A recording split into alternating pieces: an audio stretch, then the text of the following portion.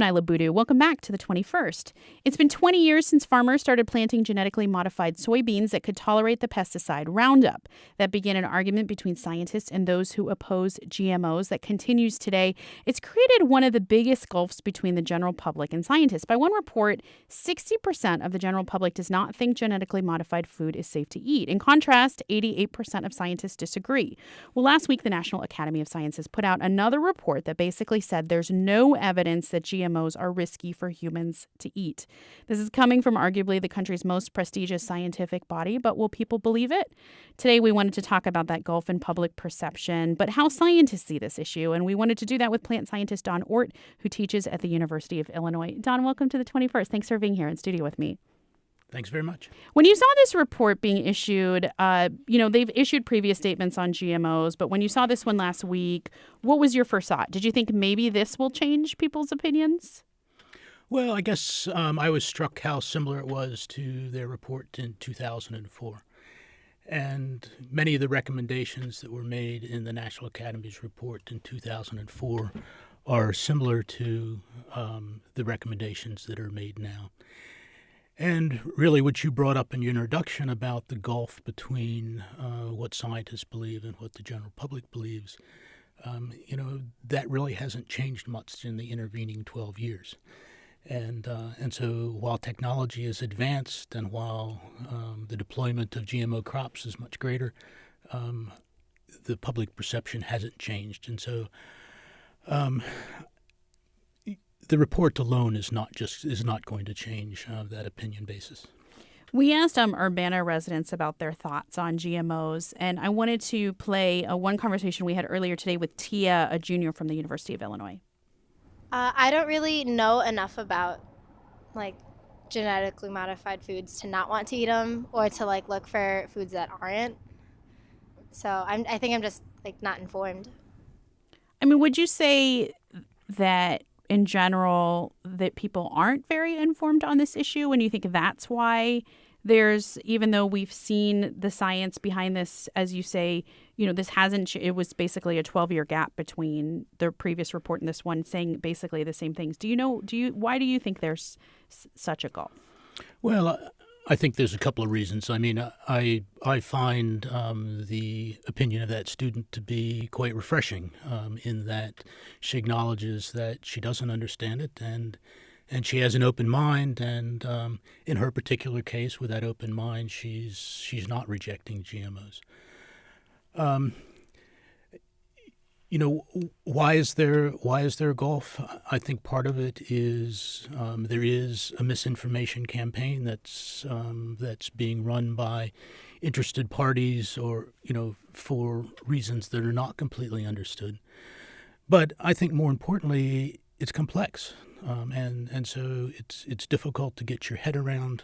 I don't think what we as scientists know is that, and what we've learned, I think, in the 12 years since the previous report, is that science-based answers aren't enough. And so if we want to deploy a new technology, first we have to ensure that it's safe. And secondly, we need to be able to convince the public, or the public has to have confidence in those products in order for them to be accepted. And so part of that is to really understand, where the people are coming from and what their fears are. And overcoming those fears isn't always giving them more scientific data. Mm-hmm. We just got a comment on Twitter that's saying an important takeaway from the report is that the GMO promise of feeding the world and expanding production, Paul's saying, is grossly oversold. And that's the crop yield part of the report. What do you think about that?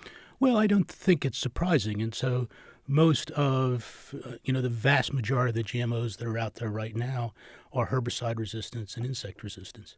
And those are really targeted at sustaining yield, making yield less variable, and they're not targeted at increasing yield.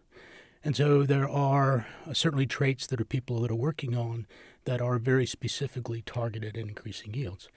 And so right now they're not commercialized. The vast majority of GMO crops have not been commercialized, and there's a variety of reasons for that.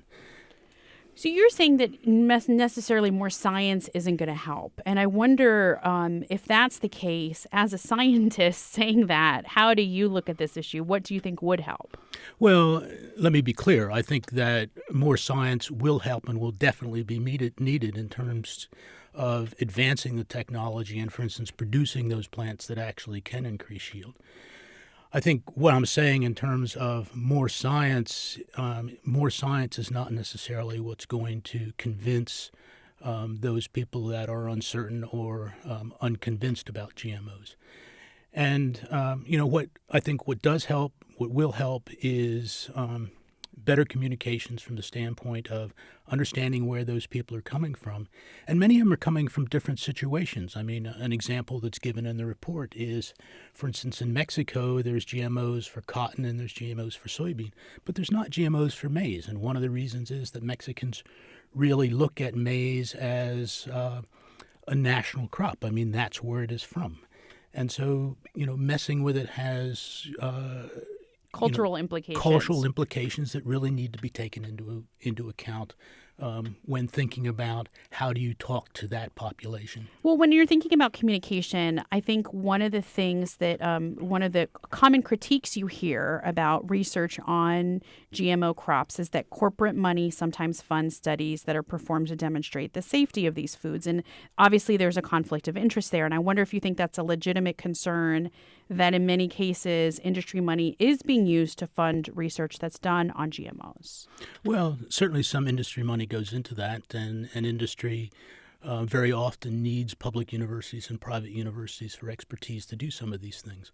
But I think it's important to point out that in both the 2004 National Academy Report and in the 2016 National Academy Report, I mean, they really took this aboard. They took this aboard in terms of who were authors of the report, who reviewed the report, and how the report was funded. And I think that they made every effort possible to ensure that the data that they looked at was as unbiased as possible, and the people who were judging as unbiased as possible.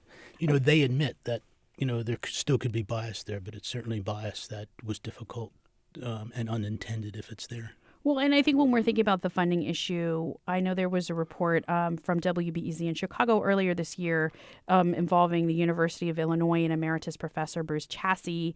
And it was highlighting the fact that he received money from Monsanto to support his outreach efforts, which included public speaking engagements and writing about GMO safety on different websites. And he didn't disclose that. And then it maybe seemed like that backfired. And I wonder how you think scientists should be handling this. And I don't know a lot of the details of that, but two comments. One is that clearly transparency is extremely important. I think we're in the situation that we're in now in terms of public acceptance of GMO because of a lack of transparency early on, back in the 90s and even earlier when all of this started. On the other hand, you can't necessarily indict an opinion just because that person has gotten industrial funding. That industrial funding may be for a completely different purpose to do targeted research and so on. And so, again, transparency is really important. I mean, I think it's a lesson that's being learned across the community. That's Don Ort. He's the Robert Emerson Professor of Plant Biology at the University of Illinois, sharing and educating us a little bit more about this issue. Thanks so much for being with us. All right. I'm pleased to have done it. Thank you.